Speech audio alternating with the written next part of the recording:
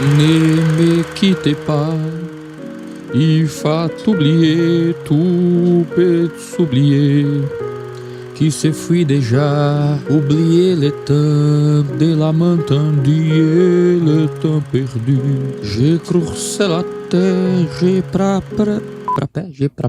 préparé ma mort pour couvrir ton corps d'or et de lumière. Ne me quittez pas, ne me quittez pas. Abri. Seja muitíssimo bem-vindo ao Dois Dedos de Teologia. Eu sou o pastor Iago Martins e você está no Teólogos do Twitter, o programa em que nós chafurdamos na lama da internet para discutir tudo aquilo que está viralizando sobre Deus aí nas redes sociais. Vocês me mandam aí as coisas que vocês querem que eu comente, eu tento trazer alguma instrução, alguma edificação, alguma ajuda. Às vezes é só um suspiro de desespero, mas é o que sobra. Eu sou o pastor Iago Martins, o seu quarto ou quinto teólogo favorito do YouTube, e eu conto com o seu gostei, com sua inscrição, com o seu comentário, você compartilhar esse vídeo aí com os seus amigos pra gente manter esse canal vivo. Vamos lá, ver o que é que vocês mandaram aqui. Tem uma coisa que deve ser realmente importante porque todo mundo me mandou isso aqui. Aí quando todo mundo me manda, eu nem clico, que é pra só pra ver. Vamos ver o que é que tem aqui. Deus tá offline, o que apareceu. Eu digo pra você com toda certeza que eu parei de acreditar em Deus quando eu li o livro Sapiens. Certo. Com toda certeza, parei de acreditar em Deus quando li o livro Sapiens. Olha, tem opiniões que eu guardo pra mim e não conto para ninguém. Que eu guardo pra mim pra não ser uma pessoa amarga demais. Mas eu acho Sapiens ruim. Eu acho o Yuval Harari, eu acho ruim. Mas aí, meu irmão, quem sou eu? Sou um cearense, sem nenhum futuro. Falar mal do Harari é muito fácil, né? Muito fácil, mas acho fraco. Mas vamos ver qual é. Baita livro. Quando eu comecei a ler sobre a evolução humana, eu comecei a juntar os pontos e, na minha opinião, tudo que se foi contado é uma história. Começo, meio e fim. Só que o ponto que eu venho esses dias querendo trabalhar a piada é... Celular evoluiu, a gente vê um monte. As ideias evoluíram, a gente vê um monte. A medicina evoluiu, a gente vê um monte. As crianças, hoje, falam mais cedo que as outras. As crianças se adaptaram à tecnologia. A única coisa que não evoluiu foi a palavra. A palavra de há muito tempo atrás. Cara, a Bíblia pra mim é só um livro. E quando eu falo que é só um livro, eu digo pra mim. Quando a Bíblia é sagrado pra você, saiba, o seu sagrado não altera o meu não sagrado. E o meu... Peraí que eu tô tentando pegar ainda o que é que não evoluiu. O que não evoluiu foi a palavra de muito tempo atrás. O que é que isso significa de fato? Não é? Os animais evoluíram e tal, você tem um monte por aí. A palavra não evoluiu, a palavra de muito tempo atrás. O que é que isso significa? Desculpa aí, gente, pode ser a minha burrice, tá? Mas eu não consigo entender o que é que isso significa. Sinceramente, a palavra não evoluiu. Eu acho que a palavra evoluiu. A linguagem... Ele não tá falando da linguagem, né? A linguagem evoluiu. Então ele tá falando da linguagem, né? Porque os idiomas evoluíram, as palavras evoluíram. Então, o que é que ele tá falando? Das histórias, né? Ele fala também que foi contado, né? A história... Tudo que foi contado é história, né? Começo, meio e fim e tal. Tá, toda história... é contada, seja a história da humanidade da perspectiva evolucionista, como faz o Harari, seja a história da humanidade da perspectiva religiosa, é uma história que é contada. A questão é qual história está mais de acordo com a realidade dos fatos que estão à nossa volta. Mas toda narrativa acerca do passado é uma história também. Cara, eu sou muito burro. Só posso ser muito burro. Não entendi onde é que ele tá chegando com isso aqui. E o meu não sagrado não altera o seu sagrado, porque quando o seu direito começa, o meu não para, o meu continua. E ele vai agora pra uma questão de direito civil, eu acho, né? De que o seu sagrado, o meu sagrado... Quando o seu direito... Não. Beleza, eu creio que uma coisa é sagrada, você não crê que é sagrado, e a gente discorda, e no sentido civil tá tudo bem, mas alguém pode estar certo, pô. Um pode estar certo, o outro pode estar errado. Eu não entendo qual é a grande questão aqui. O fato de um estar certo e o outro estar errado não faz com que os dois estejam certos ao mesmo tempo, entendeu? Porque um tá certo, o outro tá errado. Um tá certo, o outro tá errado. Ponto. E a gente pode discordar e conviver socialmente de forma madura do mesmo jeito. Mas um tá certo, o outro tá errado. Não tem pra onde ir. O que é que isso tem a ver agora? Entendeu? Eu não sei onde é que o humorista tá chegando aí. O livro mais vendido do mundo é a Bíblia. É. Mas o segundo é Harry Potter. Um excelente livro, inclusive. Harry Potter é bem legal. Você vê muita gente rezando, mas ninguém de Nimbus 2000. Você vê muita gente rezando, mas ninguém de Nimbus 2000. É um bom setup pra fazer um bom punch dessa piada. Mas, e aí? Não é? O livro do Harari também é um livro muito vendido. E as pessoas acreditam no livro do Harari. Entendeu? E aí, qual é a grande questão? Porque algum... pode ser verdade, outro não. O livro Harry Potter é claramente uma ficção. A escritura se vende como um texto verdadeiro que descreve, não é, seja de forma literal ou mitopoética, os registros da nossa existência primitiva. Fala da história da ressurreição e da vida literal de Cristo Jesus. Né? E aí, o que é que a gente tem? É uma correlação muito bobinha de tentar fazer com que, olha se esse livro aqui é fantasia, não é?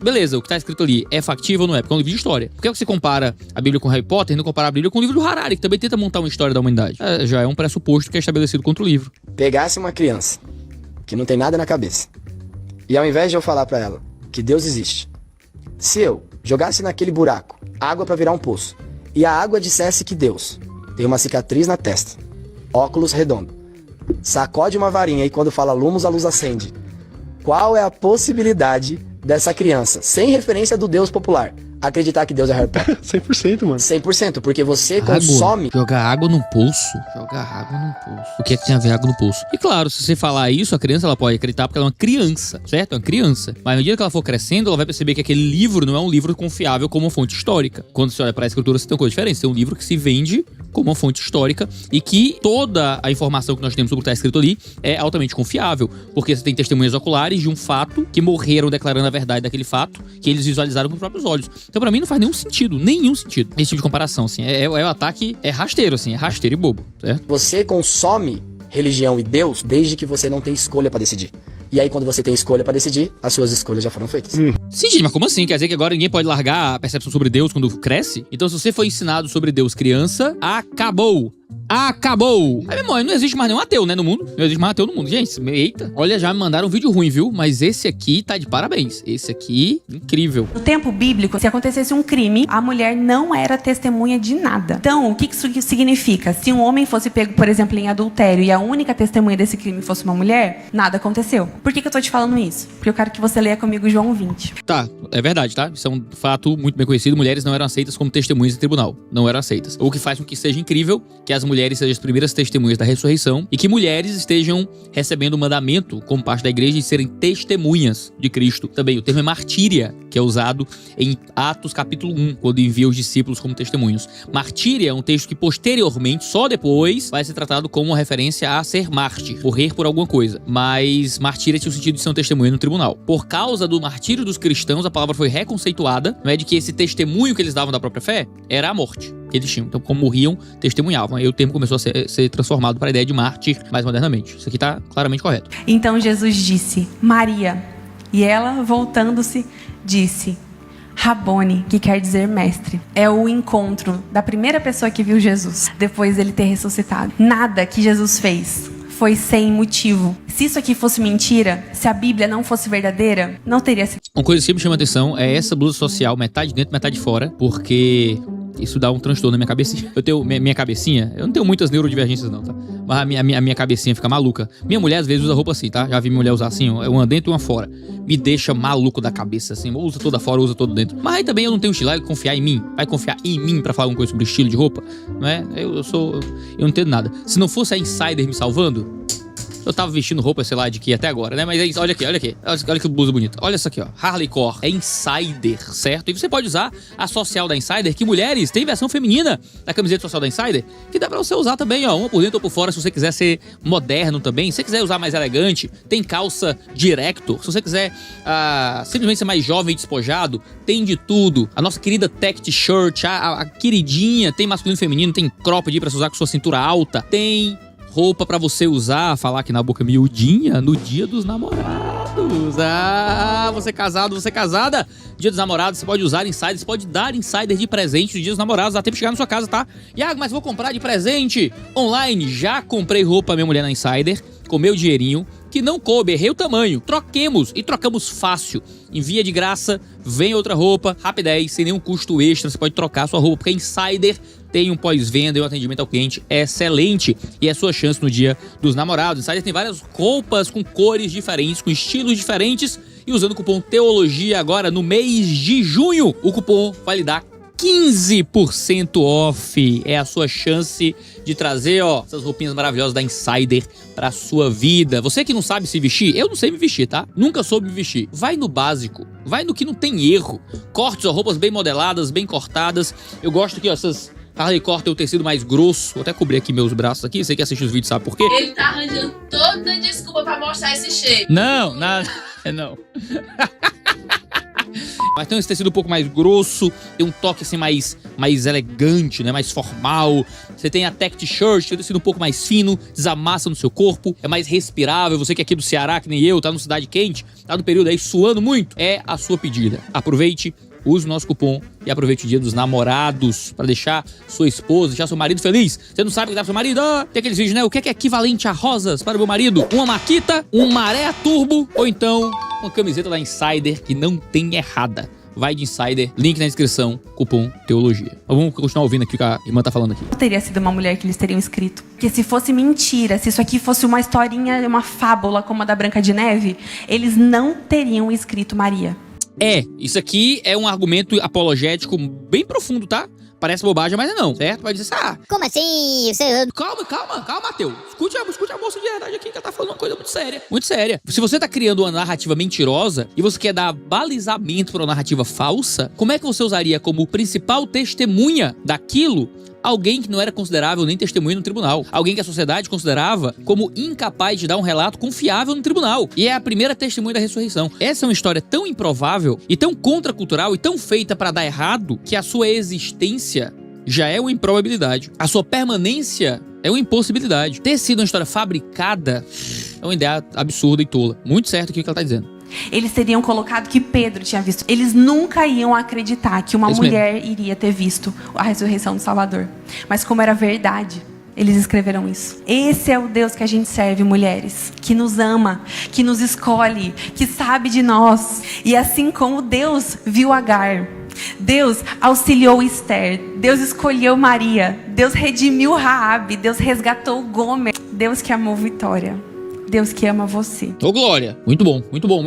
Não conheci essa moça. Vitória, o nome dela. Pode chamar de moça ainda, as mulheres? Porque eu vi em algum lugar do Twitter que você chama mulher de moça, você tá infantilizando, e aí é o machismo patriarcal, não sei. Calma aí, gente. É só porque é um jeito educado de chamar as pessoas. Eu chamo de moça porque tem gente que não gosta de chamar de senhora. Aí você nunca sabe como chama as pessoas, mas assim, tô seguindo. E quem seguir? Ó, Vitória, eu gostei, vou seguir aqui pra poder aprender mais com ela. Vamos pro próximo. Eu não guardo o sábado, sou evangélico, não guardo o sábado. Eu perco minha salvação por isso? Se você matar um homem por semana, você vai ser salvo? E se você trair sua esposa uma vez por semana, vai ser salvo? E se você roubar uma vez por semana, vai ser salvo? E por que você pode ser salvo quebrando o sábado? Você está entendendo a lógica? O que diz Tiago 2,10? Qualquer que guarda toda a lei, mas tropeça num só ponto, é culpado de todos. Agora, eu posso dar um peso diferente para um mandamento? Não, todos eles são iguais, mas todos eles são importantes. Então não adianta você guardar 9 e quebrar o sábado, assim como não adianta você guardar 9 e matar, roubar, adulterar, desonrar meu pai e minha mãe, adorar imagens. Todos eles são importantes.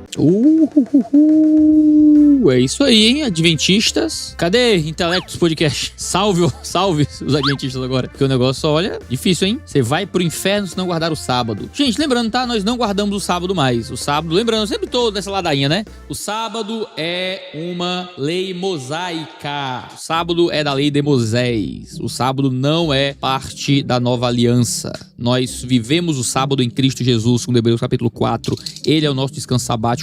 Boa parte do argumento de Hebreus 3 e 4 envolve a ideia de que Israel procurou um descanso, não encontrou o descanso, justamente porque o sábado simbolizava o descanso de Canaã. Eles não conseguiram o descanso em Canaã, e o descanso que a gente tem só foi conseguido em Jesus. Não tem pra que a gente estar apegado à sombra se a gente já tem o cumprimento, certo? Já expresso em Cristo. A gente não guarda o sábado. Eu vou ter que fazer um vídeo inteiro. Já tem um podcast aqui sobre sábado aqui no canal. Vou ter que fazer um vídeo inteiro sobre sábado, só pra gente brincar com isso. Eu já preparei todo o roteiro do vídeo sobre lei. Eu acho que é o primeiro pra gente entrar em sábado aí e brincar com esse tema polêmico. Vamos ver um crente tentando se esquivar de um dos maiores argumentos ateístas e contra a religião dele? Rodrigo Silva no Flow respondendo por que o cristianismo é o correto entre tantas milhares de religiões. Se alguém me pergunta isso, eu vou dizer porque o cristianismo é a única religião que tem provas.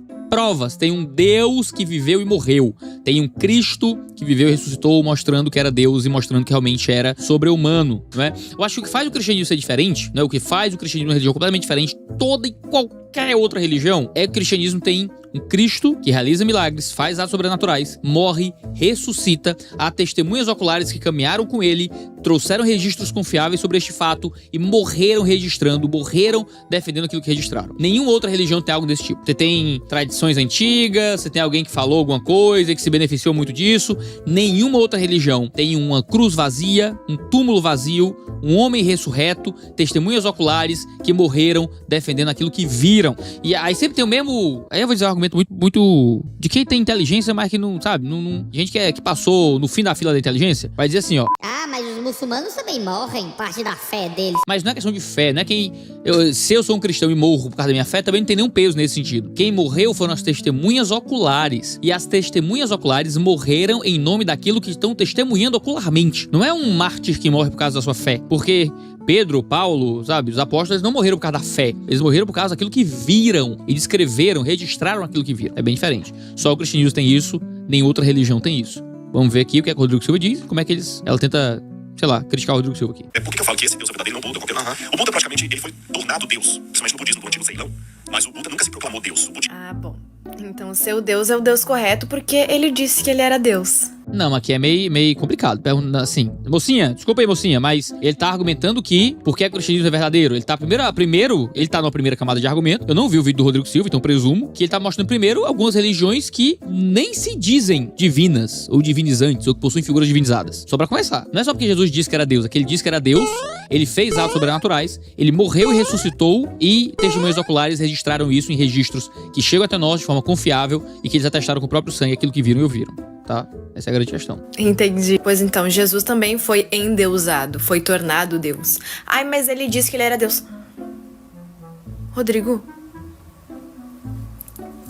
Argumenta. Mas como é que eu falo que é o Deus cristão e não qualquer outro aí? Não, mas aí é meio, né, moça é meio complicado também, essa menina. Essa moça, menina não, se eu chamo de menina, parece que é o machismo estrutural, é isso aí. Pega aqui ó, na polícia do machismo estrutural aqui, hein? Então e não qualquer outro aí. Pela forma. Lembra que eu falei aqui lá atrás da nossa conversa que nós temos uma necessidade antagônica de Deus paradoxal?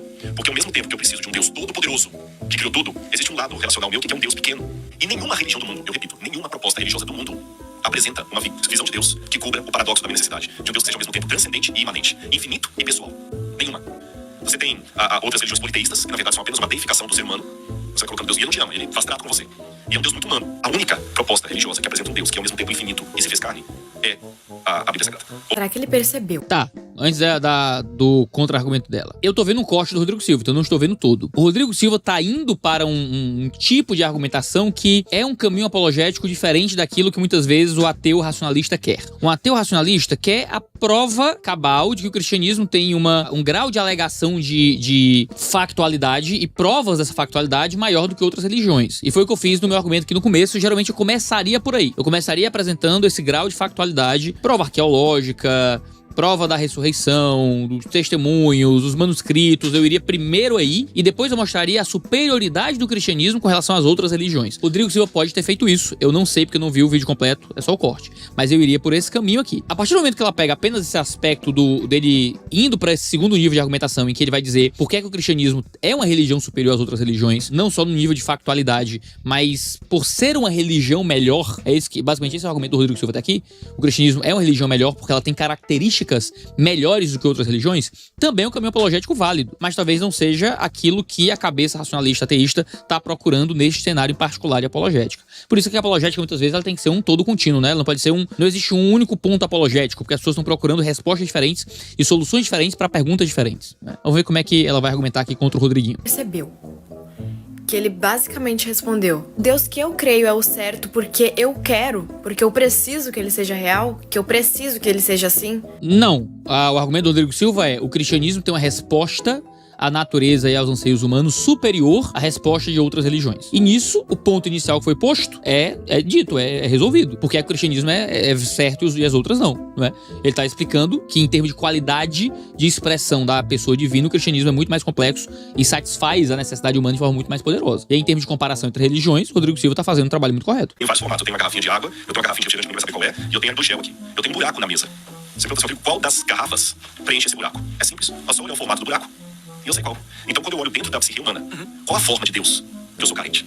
A única proposta é do cristianismo. Ele demonstra também um conhecimento bem precário aí de outras religiões que não são a dele, né? Porque o buraco, porque o vazio existencial. Tem pessoas que não têm esse vazio, e aí? E se o buraco que tem em mim é preenchido pelo budismo, pelo islamismo, por outra vertente religiosa do cristianismo? Ele não explica, gente. A resposta dele é: porque eu quero. Porque pra mim é melhor assim, porque eu preciso que seja assim.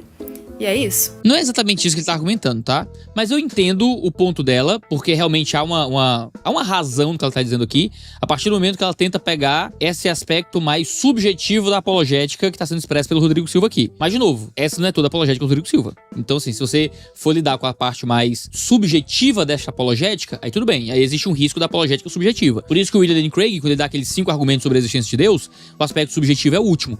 Né? Você tem 4 argumentos muito objetivos e um mais subjetivo no final. Aqui ela tá pegando exclusivamente o mais subjetivo, que é falar sobre como a pessoalidade do indivíduo se relaciona com a divindade. Mas aí é um ponto muito pequeno da apologética. Eu não sei se o Rodrigo Silva colocou isso como um ponto muito central na argumentação dele. Se foi, é um problema. Não é? Talvez não tenha sido. É mais fácil.